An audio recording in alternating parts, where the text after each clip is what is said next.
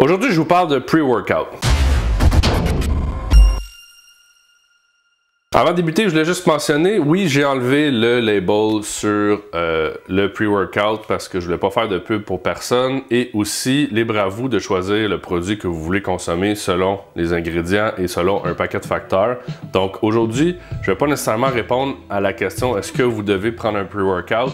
Je vais essayer de vous donner le plus d'éléments possible pour que vous puissiez prendre cette décision-là à la fin du vidéo. Avant de débuter et de parler si ça fonctionne ou pas, je voulais juste faire la liste des principaux ingrédients qu'on retrouve généralement dans un pre-workout, qu'est-ce que ça fait, et aussi vous parler du Property Blend, qui est souvent un ingrédient sommaire qu'il va avoir sur des produits, que ce soit sur des pre-workouts ou d'autres. Je ferai attention parce que c'est quoi? C'est un mix d'ingrédients.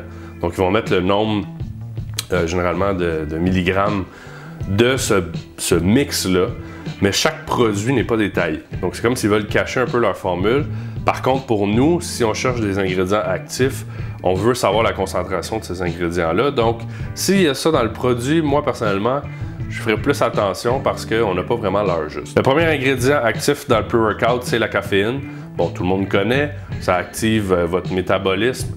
Donc, selon votre réception à la caféine, il y a des gens qui ne boivent pas de café pour certaines raisons. Donc, si vous regardez pour un pre-workout, vous pouvez peut-être faire attention à la caféine parce que ça a des mauvais effets sur vous. Souvent, c'est assez présent, merci, dans un pre-workout. Autre ingrédient qu'on retrouve souvent, c'est les BCAA. Ce que ça fait, en fait, ça va augmenter la croissance musculaire, ça va éviter la fatigue et ça va augmenter la synthétisation de la protéine. Donc, il y a une augmentation de la performance à ce niveau-là.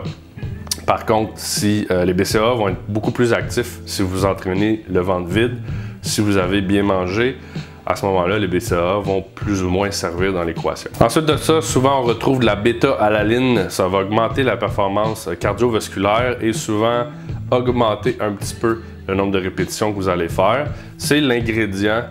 Si vous prenez votre pre-workout et que vous n'allez pas vous entraîner tout de suite, souvent il y en a qui ont des picotements dans les oreilles ou à d'autres endroits. C'est ça qui crée, c'est cet ingrédient-là qui crée le sentiment de picotement. Ensuite de ça, l'arginine et la citrulline, deux vasodilatateurs. Donc, ça augmente la circulation sanguine parce que ça augmente le volume de vos veines. Plus particulièrement, la citrulline va aller augmenter le plasma dans la composition de votre sang. Dernier ingrédient dans le pre-workout qui est souvent présent, c'est la créatine. La créatine, qu'est-ce que ça fait? Ça augmente la récupération musculaire et votre force. Donc, par le fait même, la prise de masse sèche, ça vous donne un petit peu plus de power lorsque vous allez vous entraîner. Autre chose importante à savoir, regardez bien la liste des ingrédients. Souvent, il y a des ingrédients qui n'ont pas été encore testés et on apprend quelques années plus tard que c'est des ingrédients qui sont dangereux. Souvent, c'est des produits qui sont retirés du marché, donc ils refont les formules. Donc, prenez des produits que ça fait longtemps qu'ils sont sur les tablettes. Si vous avez des problèmes de reins, je vous conseille de ne pas prendre ces produits-là parce que la créatine peut être dure sur les reins. Et aussi, à cause de la caféine et de la créatine, vous allez potentiellement vous déshydrater. Donc, c'est important de boire beaucoup d'eau quand vous allez vous entraîner suite à la prise d'un pre-workout. À la fameuse question, est-ce que ça fonctionne? La réponse, c'est oui, ça fonctionne. Il y a un certain effet, un certain bénéfice à prendre un pre-workout. Est-ce que vous devez en prendre? Ça, c'est la grande question. Ça va dépendre de votre endurance, ça va dépendre de combien de fois vous entraînez et aussi de votre réceptivité à ce produit-là. Si vous voulez l'essayer, je conseille d'acheter des échantillons. C'est souvent possible de faire ça pour voir comment vous réagissez. Pas tout le monde qui aime aussi, comme je disais un petit peu plus tôt avec la bêta-alanine, le sentiment de picotement. Il y en a qui détestent ça. Donc, puis il y a des gens qui sont plus sensibles à ça que d'autres. Donc, vérifiez ça avant d'acheter un gros pot.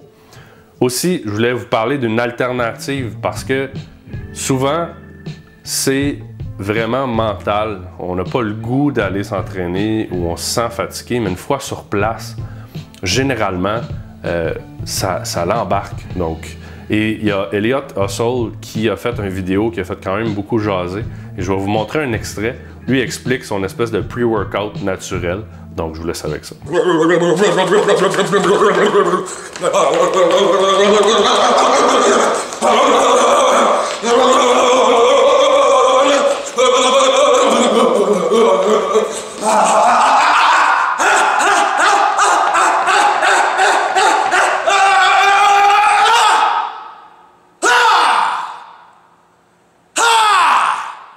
You see, I could go deadlift 600 pounds right now.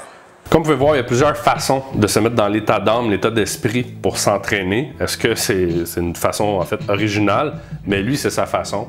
Je pense que c'est une bonne alternative. Souvent, c'est le psychologique qui n'est pas là. Lorsqu'on est sur place, le corps se met en branle et on va aller s'entraîner. Donc voilà, j'espère que ça vous aura éclairé à savoir si vous prenez ou pas du pre-workout. Laissez-moi savoir dans les commentaires si vous en prenez.